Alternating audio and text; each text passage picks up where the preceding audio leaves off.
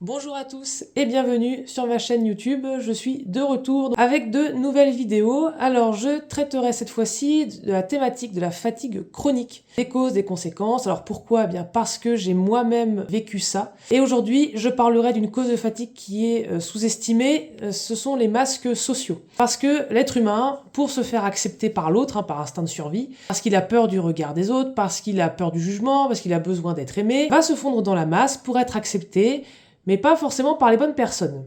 Ces personnes ne sont pas forcément toxiques, j'y reviendrai. Donc moi pendant longtemps, j'ai connu ça justement par peur du regard des autres, même jusqu'à récemment. Retirer ces masques, ça prend plus ou moins de temps, en fait, ça sert à rien de se mettre une barrière en tête, à une limite. Ça sert à rien de se dire ouais mais ça prend 10 ans, non, ça peut prendre une semaine, comme ça peut prendre 10 ans effectivement, après ça dépend de chacun. Pour ma part ça m'a pris quelques années, et là ça va beaucoup plus vite, parce que voilà, enfin compris, enfin accepté qui j'étais, et que c'était plus qu'essentiel en fait de s'assumer tel que l'on est plutôt que de faire semblant, puisque subir sa vie, c'est pas une vie pour moi. Moi pendant des années j'ai mis des masques, c'est allé jusqu'à ne pas oser en fait dire ce que j'écoutais comme musique par exemple. Je suis face à quelqu'un qui me dit qu'il écoute ça.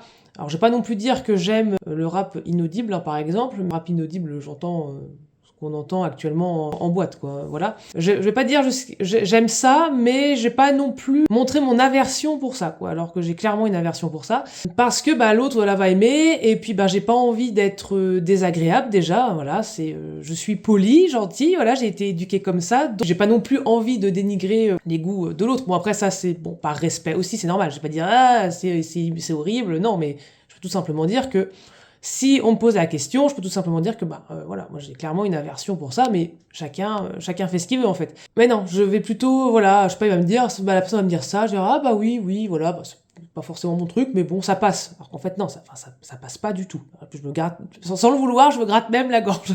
C'est important de s'écouter parler, de s'observer, quand on prend conscience un peu des fois des gestes qu'on peut faire. Pendant longtemps j'ai fait ça pour être accepté, en fait c'est tout le contraire qui s'est produit. J'ai plutôt vécu du rejet pendant plusieurs années, même du harcèlement scolaire. Donc voilà, j'ai appris à mes dépens en fait que déjà s'assumer tel que l'on est, finalement ça change rien à la vie, parce qu'en fait tout le monde s'en fout clairement. Quelques personnes qui pourraient éventuellement dire quelque chose, tant pis, voilà, sortez de ma vie, quoi. C'est qu'elle là, l'instant T, là, au moment où je suis comme ça, elles n'ont plus rien à y faire, en fait. C'est pas grave. C'est important aussi d'accepter de lâcher ce qui peut freiner notre évolution. Donc je dis pas que c'est pas la personne qui freine notre évolution, c'est qu'à un instant T, on rencontre quelqu'un, on met un masque, ou des masques. L'autre en face aussi en met, en fait, puisqu'on entre en résonance, chacun porte des masques, chacun projette une image de l'un et de l'autre. On se dit qu'il est comme ci, qu'il est comme ça, c'est que l'image elle est fixée, en fait la personne elle bouge pas, elle est comme ça, elle bougera plus jamais. C'est impossible. Nous évoluons tout le temps, en fait. Comme là, cette vidéo, je la fais aujourd'hui, je dis ça, peut-être que demain je dirai autre chose. Et alors, on a le droit de changer d'avis. C'est important aussi de le savoir, ça, on a le droit de changer d'avis. Rien n'est figé dans le marbre. Et donc pendant des mois, des années, on vit comme ça, et puis à un moment donné, les masques commencent à être étouffants. Alors petit à petit, on les enlève. C'est pas du jour au lendemain, mais petit à petit, voilà, on commence à dire, en fait, moi je suis plutôt comme ci, comme ça, je préfère ci ou ça. Puis l'autre, il va se dire, ah mais t'as changé, je ne te comprends plus, qu'est-ce qui se passe, quoi, ça va pas. Et donc on se dit, mais qu'est-ce qui lui prend à lui là, moi je vais très bien, j'ai toujours été comme ça. Non. En fait, à ses yeux, tu n'as jamais été comme ça, et même aux yeux des tiens. Tu ne t'es jamais comporté comme ça, en fait, en société. Peut-être chez toi, derrière tes fenêtres, mais pas en société. Donc en fait, on peut pas non plus se plaindre, en fait, de ce qu'on attire dans nos relations, dans le sens où, à un moment donné, en fait, on avait mis ce masque-là pour être aimé par l'autre. La personne peut être malveillante, elle peut être mauvaise. Il y a des personnes qui n'ont pas forcément un bon fond, qui ont des réactions qui peuvent être dérangeantes, déplaisantes. Ça, c'est un fait. Mais on a mis un masque. On était dans une direction qui n'était pas dans la nôtre, qui a fait qu'on a atterri sur ces personnes-là. Je peux me retrouver dans des situations, en fait, qui vont en lien avec ce que j'exprime, puisque je vais dans cette direction-là, je vais me faire accepter par l'autre. Donc je me retrouve dans je rencontre des gens, j'ai des opportunités en lien avec tout ça. Puis à un moment donné, c'est le burn-out, c'est la dépression, c'est tout ça, c'est la fatigue, c'est le brouillard mental. Parce qu'en fait, on n'a plus envie de ça. On se rend compte qu'on passe à côté de notre vie, qu'on s'adapte à des gens, en plus, qu'on n'a rien à faire de nous. Eux, dans leur tête, ils ont une image, ils nous voient d'une telle manière. Mais nous, c'est pas du tout ce qu'on voulait montrer. Mais on peut pas lui en vouloir, puisque c'est ce qu'on lui a montré. On voulait être aimé absolument par cette personne-là. Alors qu'il y a plein d'autres personnes qui résonnent avec nous, avec la vraie version de nous-mêmes. Donc forcément, l'autre, ça va le déranger, ça va pas lui plaire. Et naturellement, on peut recevoir des réflexions, ou alors, il peut simplement avoir un éloignement naturel. Et c'est très important de laisser ça se faire. Alors oui, c'est difficile, parce que les gens, on peut les connaître depuis X années, en fait, mais c'est important. Et ça veut pas dire qu'on parle plus, ça veut pas dire qu'il y a un conflit, ça veut pas dire qu'on ne retrouvera pas la personne dans quelques temps, en fait. Simplement qu'à cet instant-là, il y a un éloignement, c'est normal. Puisque là, on se recalibre, on veut aller dans une autre direction. La direction qui nous anime, celle qui nous plaît.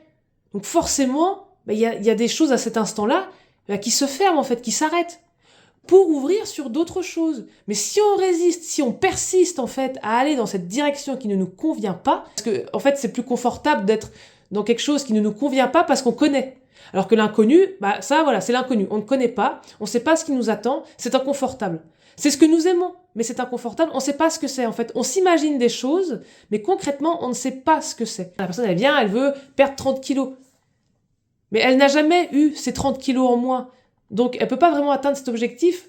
Enfin, l'objectif il va être difficile à atteindre. Enfin, il peut être difficile à atteindre parce que la personne ne sait pas ce que c'est. Elle a une image, mais concrètement, c'est quoi? Concrètement, comment je me sens quand j'ai 30 kilos en moins? Que celui qui a connu, qui a pris, peut se dire, ouais, je me sentais vraiment mieux comme ça, en fait. Donc, il va naturellement aller plus facilement vers l'objectif. Mais celui qui n'a jamais connu ça, c'est bien, mais concrètement, ok, il va aller voir quelqu'un, puis ce coach, le diététicien, le naturopathe, je sais pas qui, va lui dire, vous mettez ça, puis vous allez vous sentir comme ci, comme ça. Mais celui qui veut les perdre, qui a jamais connu ça, il sait pas ce que c'est. Il sait pas. Donc, il peut pas y aller. On parle de fatigue, c'est pareil. Je vous dis, je suis sortie de l'état de fatigue par rapport à plusieurs choses, dont, en fait, ces masques sociaux-là. Mais quand on a toujours porté des masques sociaux, puis qu'on vous dit, ah ouais, quand tu les enlèves, c'est super, t'es toi-même, machin, tu te sens beaucoup mieux. Oui, mais moi, il y a très longtemps que j'ai pas connu ça. Je sais plus ce que c'est. Ou peut-être même que je ne sais pas ce que c'est, en fait. Je sais pas. Donc tu me dis ça, mais tu te sens bien. Mais moi, là, je me sens bien, en fait. J'ai appris à vivre avec ça. Je me rends même plus compte. Donc, je reste dans cet état-là. C'est pour ça, en fait, qu'on a aussi du mal à sortir de ces situations connues. Et puis c'est rassurant. On connaît. Qu'est-ce qui va se passer quand il va y avoir tous ces changements? Qu'est-ce que je vais rencontrer? Comment je vais me sentir? Est-ce que je vais me sentir vide? Est-ce que je vais me sentir seule? Je n'ai plus cette personne-là ou ces personnes-là, en fait, qui comblaient ce vide, mais l'autre n'a pas à combler ce vide en nous. C'est vraiment important d'essayer, vraiment, de laisser faire, voilà, les choses. Laisser faire, en fait. Il y a une prise de distance, ok. Je laisse faire, je vois ce qui se passe. Je me lance dans l'inconnu. Et cet inconnu-là, dans l'instant d'après, ce sera du connu, en fait. On se rend compte que, en fait, il n'y a rien qui change. C'est juste un mouvement naturel. Les choses ne sont pas figées. Si on résiste, c'est là que les tensions apparaissent dans le corps, les douleurs chroniques, tout ça, tous les problèmes chroniques. C'est parce qu'il y a pour moi, c'est parce que dans notre vie, on a des problèmes chroniques. C'est ça qu'il faut aller voir. Plutôt que, alors je comprends ce besoin de savoir ce qu'on a, etc. C'est important, mais plutôt que de vouloir à tout prix avoir une étiquette sur le front et j'ai ça, c'est bien, mais t'en fais quoi en fait? Parce que tu maintiens toujours tes problèmes chroniques dans ta vie. Rien n'a changé. Voilà, c'est bien, tu sais ce que t'as, et encore, on sait, plus ou moins, parce que ça fera l'objet d'autres vidéos, mais voilà, t'as une étiquette, t'es content, mais après tu fais quoi? Tu continues à entretenir ton problème extérieur, plus ton problème à l'intérieur, parce que si toi tu veux pas voir le problème, c'est ton corps qui va le dire. Il va le faire.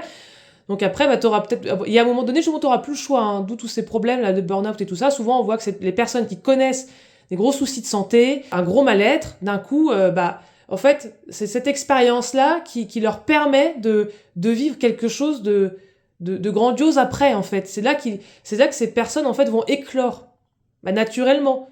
Parce qu'en fait, elles en peuvent plus. Elles se disent, mais c'est plus possible si je continue là-dedans, mais je m'enfonce, en fait. Elles sont à la surface du trou, elles vont au fond du trou, en fait, si elles continuent. Donc, elles en sortent.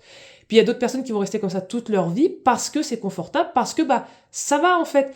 La douleur, elle est supportable. Ils ont probablement connu pire, donc celle qu'ils connaissent maintenant, elle est supportable. Donc, ça va. Parce que, il y a quand même des bonnes choses. L'autre, il est quand même sympa, en fait. Il m'a rendu service hier, donc, Ou alors, bah, ouais, j'ai bien discuté, on a bien rigolé, voilà, il est sympa. On a partagé un verre, un café, et puis hop, voilà, ça reste comme ça. C'est l'histoire de la grenouille dans la casserole d'eau bouillante, en fait. Elle s'habitue, donc on monte un petit peu plus à chaque fois, et à chaque fois, elle s'y habitue à l'eau. Donc c'est vraiment important de retirer progressivement ces masques, parce que vraiment, on sous-estime cette cause de fatigue. L'entourage épuise, il épuise. On va se retrouver avec des gens qui, par exemple, pensent différemment de nous. Elles ont le droit de penser différemment de nous, en fait. Elles sont pas... sont-elles réellement plus stupides que nous? Ne sommes-nous pas plus stupides de vouloir persister dans une relation comme celle-ci? Moi, par exemple, j'accorde beaucoup d'importance à la nutrition, et puis bah là maintenant même du coup à mon bien-être aussi mental, donc ça passe comme là du coup par ce sujet de vidéo. Parce que là au moment où je fais cette vidéo, il faut savoir que moi j'ai fait un gros travail aussi d'introspection sur moi, un gros travail même dans ma vie en général pour apprendre à enlever ces masques. Je fais pas cette vidéo là, bam comme ça. Il y a 2 ans, il y a 6 mois même, j'aurais été incapable de la faire cette vidéo parce que c'est pour moi trop m'exposer, et qu'est-ce qu'on va penser, et puis bah moi aussi j'ai mes amis. C'est comme s'il y avait une autre personne qui arrivait, parce qu'on me l'a déjà dit, je comprends plus ta vision. Bah, bon, déjà je sais pas de quelle vision on parle, mais voilà, cette personne ne se sent plus en adéquation avec ce que je partage. Mais elle a le droit. C'est pas pour autant que la personne elle est mauvaise, c'est pas pour autant que la relation est toxique, c'est pas pour autant qu'il y a un problème en fait. C'est nécessaire d'accepter qu'à un moment donné, un mouvement dans la relation, j'accepte et j'y vais, parce que j'aurais pu dire ah mince, vite il faut que je redevienne comme avant. Mais comme avant de comment en fait? J'en sais rien en fait, je sais pas comment cette personne elle m'imagine, je sais pas quelle image elle a fixée de moi-même. Puis il y a des choses dont je n'ai plus envie, hein, parce que j'observe que ça joue trop sur bien-être moral, mental, physique, enfin ça joue trop, même dans les aspects de ma vie. Enfin, je sais ce que je veux, je sais pourquoi je le fais. Il y a des choses qui n'ont plus lieu d'être dans ma vie actuellement. J'ai encore là récemment vécu une expérience disons que par le commun des mortels, je pense qu'on verrait ça comme une galère, comme une grosse difficulté. Pour moi, ça a été plutôt un révélateur, un accélérateur. C'est aussi grâce à cette relation, si je fais cette vidéo aujourd'hui, en fait, c'est grâce à toutes les expériences que j'ai vécues. C'est grâce à tout ça. Et donc là, pour reprendre par rapport à cette personne, on dit que l'autre est stupide parce qu'il pense pas comme nous. Donc comme moi avec la nutrition, par exemple, j'accorde beaucoup d'importance à ce que je vais manger. C'est comme ça. Enfin voilà, il n'y a pas besoin de se justifier. Il n'y a pas à chercher pourquoi je suis comme ça. Pourquoi on est comme on est. Donc moi, j'accorde beaucoup d'importance à ça. Voilà. Donc il y a des gens, actuellement dans mon entourage, qui n'en ont strictement rien à faire. Mais sont-ils pour autant stupides de ne pas s'y intéresser? Est-ce qu'ils sont stupides quand moi je veux en parler et que tout le monde s'en fout? Bah non, c'est moi qui suis stupide en fait à vouloir persister. c'est moi en fait, je brasse du vent. Qui est stupide dans l'histoire? Est-ce que c'est celui qui pense différemment? Est-ce que c'est moi qui persiste à vouloir parler avec quelqu'un qui pense différemment? C'est important de se poser toutes ces questions plutôt que de se dire l'autre est un con, l'autre ne s'intéresse à rien. Bah si, mais il s'intéresse à d'autres choses. Et c'est là aussi la richesse des relations, s'intéresser à d'autres choses. Par exemple, j'adore les jeux de société. J'ai des amis avec qui je passe des soirées, des après-midi à jouer aux jeux de société. Mais avec qui je vais pas parler de nutrition parce que c'est pas le lieu, voilà, on s'en fiche en fait dans ce moment-là. Et on s'apprécie mutuellement pour les conversations qu'on a. Et pour ce centre d'intérêt commun qui sont les jeux de société. C'est tout. Voilà. Il n'y a pas besoin d'aller chercher plus loin. Par exemple, si je faisais semblant d'aimer les jeux de société, ce serait problématique. Et puis à un moment donné, j'arrêterais en fait. Et puis là, ils se diraient peut-être, qu'est-ce qu'elle nous fait? Elle a changé, c'est plus la même, j'en sais rien. Enfin, je suppose des choses. Mais oui, c'est normal qu'il pense ça à un moment donné, qu'il n'ait plus envie de me parler. C'est normal qu'il se comporte ainsi puisque je n'étais pas moi-même, en fait, jusqu'à maintenant. C'est vraiment important parce que ça nous draine. Être quelqu'un d'autre, c'est drainant, mais on n'en a pas forcément conscience. Moi, quand j'étais au collège, où j'ai vécu du harcèlement scolaire, naturellement, puis bon, c'est le collège, disons qu'on n'est pas très intelligent quand on est au collège, pour se faire accepter des autres par les populaires, concept complètement étrange, j'essayais de me fondre un petit peu dans la masse, de m'habiller pareil, me coiffer de la même manière, faire des trucs bêtes quoi, parce que en plus ça ne change strictement rien. Je veux dire, changer une coupe de cheveux et porter le même pull que tout le monde ou la même paire de pompes, ça ne change rien. Et aujourd'hui, heureusement, parce que je serais justement dans des relations superficielles, et je serais pas du tout épanouie en fait avec c'est pas des personnes qui me correspondaient. Parce qu'à mes yeux, ce sont des relations superficielles, mais pas forcément pour ces personnes-là. Enfin bref, voilà, ça c'est toujours une question de point de vue et de perception par chacun. J'allais faire ce genre d'action, donc inutile, mais grâce à voilà, c'est cette expérience aussi qui me permet aujourd'hui de m'exposer de cette manière-là. Parce que ces gens-là qui étaient populaires au collège vivent encore peut-être probablement dans le déni encore aujourd'hui, parce que là encore, c'est ce que je suppose, hein, mais c'est le type de personnes habituées à être aimées par les autres, qui font tout pour être aimées. Donc bon, les autres leur rendent bien, ou peut-être pas, hein, j'en sais rien. Donc ils vivent dans ce déni-là, en fait. Et puis c'est trop dur aussi, là, il y a trop de... Ils sont trop aimés, trop acceptés, donc révéler qu'ils sont... Enfin, ça peut être plus compliqué. Donc, quelque part... aujourd'hui, évidemment, quand j'avais 14 ans, j'avais pas ce recul-là, mais aujourd'hui, à 28 ans, je l'ai, et je remercie la vie, je me remercie aussi pour cette expérience vécue. Parce que j'ai connu donc ce harcèlement, j'ai connu l'humiliation, j'ai connu aussi l'appréciation de certaines personnes, donc j'avais un petit groupe avec qui je m'entendais très bien. Et le fait de connaître, en fait, à la fois l'appréciation de l'autre et le fait que l'on me déteste, voilà, aujourd'hui, je suis là, à faire cette vidéo, à transmettre, à vouloir accompagner les autres, à faire ce que j'aime finalement, grâce à ces différentes expériences, parce que je sais aussi que il se passera rien si je m'expose, comme je le fais, si je raconte ce genre de choses, il se passera rien en fait, le regard de l'autre, je m'en fous. On se rend compte qu'en fait l'autre s'en fiche complètement, faisons notre vie. Pourquoi se mettre des chaînes invisibles comme ça? Enfin, l'être humain est la seule espèce à se préoccuper autant du regard de l'autre, quoi. C'est impressionnant. En fait, je remercie ça. Aussi, la chance que mes parents me laissent faire ce que j'ai envie. Mes parents n'ont jamais été une barrière, en fait. Donc, pour moi, ça c'est sûr, ça c'est une chance. Mais c'est pareil, ne vous bloquez pas non plus par rapport à la famille, parce que bon là du coup j'ai cette chance avec mes parents, mais je peux aussi naturellement me mettre une barrière par rapport à la famille, parce que on arrive un petit peu comme extraterrestre, la personne qui fait différemment, qui rentre pas dans le moule et qui refuse, enfin c'est viscéral chez moi, j'arrive pas à rentrer dedans, tant mieux pour moi.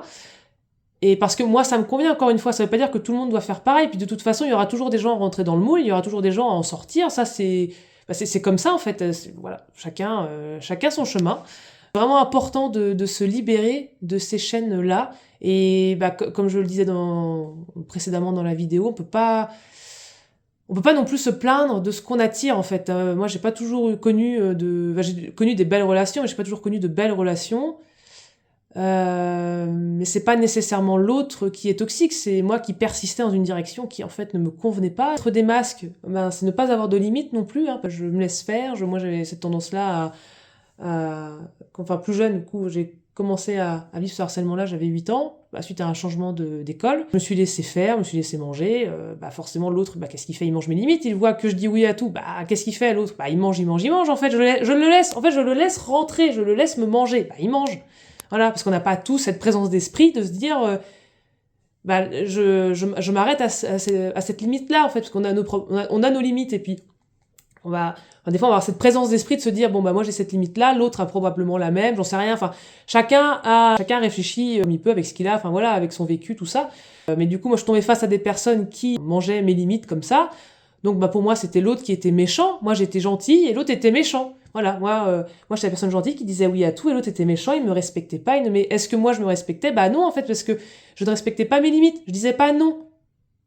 Et j'observais les autres en fait dire non et se faire respecter, je me disais purée, mais j'aimerais être comme eux, pourquoi j'y arrive pas? Parce que j'étais gentille, parce que j'ai été éduquée comme ça, parce que voilà, on est gentil avec l'autre, on le respecte, enfin, sauf que moi j'étais dans l'extrême. Donc l'autre bouffe mes limites, puis après je vais me plaindre. C'est l'autre qui est méchant, c'est l'autre qui me respecte pas. Mais est-ce que moi je mets des limites? En fait c'est ça, c'est que est-ce que moi j'éduque l'autre? Quelque part c'est comme si on devait éduquer l'autre, en fait, c'est comme si on devait dire moi mes limites elles sont là. Tu veux que je fasse ça, mais moi j'ai pas envie de le faire, donc c'est non. Et je ne me justifie pas. Parce que du coup, moi là, quand j'ai commencé à dire non, alors là je me justifiais, c'était... Voilà, du coup je me rends compte aujourd'hui qu'il n'y a pas besoin de se justifier, c'est non, c'est non. Et l'autre en face, s'il nous respecte, s'il est sincère avec nous, s'il nous respecte, il respectera le non, en fait, c'est tout, quoi. Il n'y a pas de... C'est tout. C'est important aussi d'observer aussi pourquoi les gens veulent nous fréquenter, pourquoi les gens se comportent de telle manière, en fait. C'est ça, on n'est pas dans la tête des gens. Il y a des gens qui ont peur d'être seuls. Donc en fait, ils sont juste avec vous parce qu'ils veulent une présence. Ils n'en ont rien à faire de vous. Ils veulent une présence. Alors après, on peut le voir d'une autre manière. On se dit, ouais, mais du coup, il veut ma présence. Chacun le voit comme il veut. On peut se dire aussi, bah, je suis pas son bouche-trou. Enfin voilà, chacun sa perception des choses. L'essentiel, c'est qu'on soit à l'aise avec cette idée que, bah, voilà, il traîne avec moi parce qu'il veut pas être seul. Voilà. Il faut être à l'aise avec l'idée. Si on est à l'aise, bon, bah après, libre à chacun de faire ce qu'il veut. Moi, personnellement, non, je veux pas fréquenter des gens qui ont juste peur d'être seuls et qui, du coup, me fréquentent par rapport à ça. C'est humain de vouloir être en groupe, mais bon, j'espère quand même qu'on me parle pour d'autres choses. J'avais connu ça aussi à une époque, des copains qui voulaient à tout prix sortir, donc ben non, moi j'ai pas envie, et en fait les gens ne respectent pas ça. Là bon, on a le droit à des petites phrases de manipulation, enfin on les reconnaît facilement après, hein, quand on arrive à prendre du recul, quand on arrive à prendre du recul sur soi, à sortir du trou, hein, parce que bon, moi je vois beaucoup de personnes en fait comme des... Enfin, disons que je vois un peu l'humain comme une autruche qui a la tête dans le trou tout le temps, de temps en temps elle sort la tête, ou parfois pas du tout. Puis à un moment donné, elle sort la tête, elle la laisse dehors. Voilà. Bon, bah du coup, quand on la sort de temps en temps, puis qu'à un moment donné, on la sort tout le temps, on arrive à prendre un peu plus de recul en fait sur ce qui se passe, on arrive à un peu plus observer l'autre, à voir un petit peu ce qui se joue dans la relation, etc.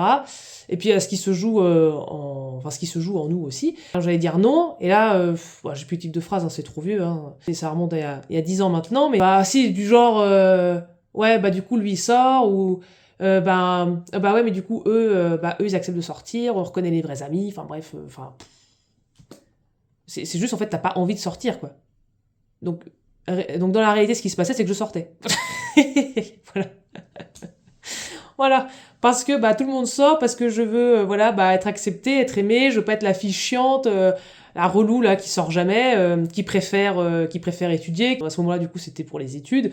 Donc je sortais, voilà. Bon, et puis des fois j'arrivais à dire non, mais je sentais pas toujours très bien parce que on te lance des pics après. Enfin, c'est vraiment important d'observer tout ça et de ok, mais comment on me traite? Mais est-ce que c'est là encore, est-ce que c'est la personne en face qui est toxique?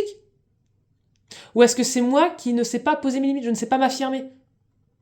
Et puis pourquoi je laisse entrer des gens comme ça dans mon environnement en fait?